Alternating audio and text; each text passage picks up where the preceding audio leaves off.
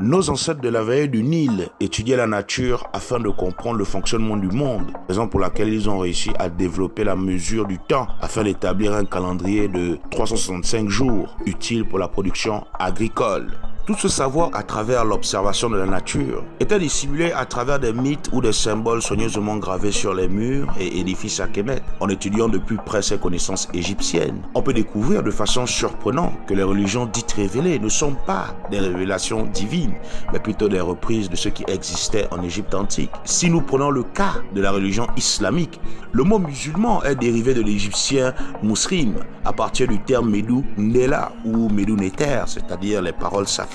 Ce mot muslim peut se lire aussi comme muslim. Il faut savoir également que dans l'Antiquité pharaonique, les lettres L et R étaient interchangeables. Ceci dit, le mot musulman se traduit comme muslim en anglais.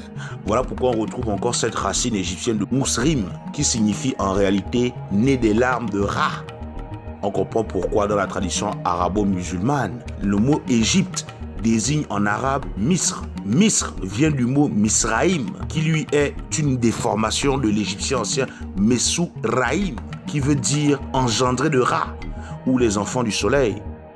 Maintenant, si nous prenons le cas du personnage mythologique de Muhammad, prophète de l'islam, on peut également retrouver son origine en Afrique, principalement dans la vallée du Nil. En effet, le nom Muhammad ne signifie pas le loué ou le béni, comme les arabo-musulmans veulent nous faire croire. La vraie vérité, c'est que le mot Muhammad vient de l'expression égyptienne Mu'ahmet, qui signifie littéralement celui tiré des eaux sombres du nord qui apporte la paix. Le mot égyptien Met étant une dérivée de Maat, qui signifie la paix, le terme Ap désignant le nord, mais il est aussi lié au Ndela ou Neter, Api. Mou étant les eaux sombres de la nuit. L'expression égyptienne Mu'ahmet, également l'ancien titre de Saharem, qui par corruption devint Salem, Salam, Isram, Islam. Sa signifie fils ou réceptacle d'une ou d'un Ndela ou Neter, notamment en référence ici à Pi. Lorsque les prêtres kémites usaient de cette expression de Mu'ahmet, il faisait référence à la constellation du Cancer. Cette constellation liée à la planète Jupiter fut personnifiée par les Kémites sous le nom de Ptah, qui est l'une des manifestations d'Imana et qui est considéré comme le maître de l'ère des poissons, dont le deuxième décan est gouverné par la Lune.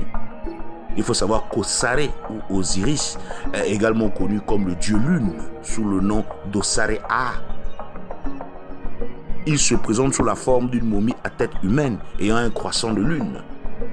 Dans la sourate Al-Ahzab, numéro 33, verset 40, il est dit ceci: Muhammad n'a jamais été le père de l'un de vos hommes, mais le messager d'Allah. Et le dernier des prophètes, Allah est savant de toutes choses. Ce verset qui cite le prophète Muhammad comme étant le dernier des prophètes est tout simplement un phénomène naturel qui fait référence aux eaux sombres qui remplissent le Nil au nord durant la fin de l'année afin d'amorcer la nouvelle année agricole, c'est-à-dire Mu'ahmet. C'était une façon d'expliquer les effets de la lune sur les eaux du Nil à la fin de l'année. Le Ndela ou Neter Api, qui désigne le fleuve du Nil sous l'effet de la lune, était en fait un dernier message avant la nouvelle année qui sera une année qui apportera la paix ou Sarem, c'est-à-dire l'islam, étant donné que les peuples de la vallée du Nil se nourrissaient lorsque la rivière inondait ses rives. Voilà pourquoi le professeur Walter Williams dit ceci dans son livre The Historical Origins of Islam: il n'y a jamais eu un homme qui ait foulé la terre sous une forme humaine du nom de Muhammad, considéré comme le prophète de l'islam traditionnel, car ce nom était avant toute chose un titre égyptien, mais aussi une réflexion lunaire sur les eaux du Nil. Fin de citation.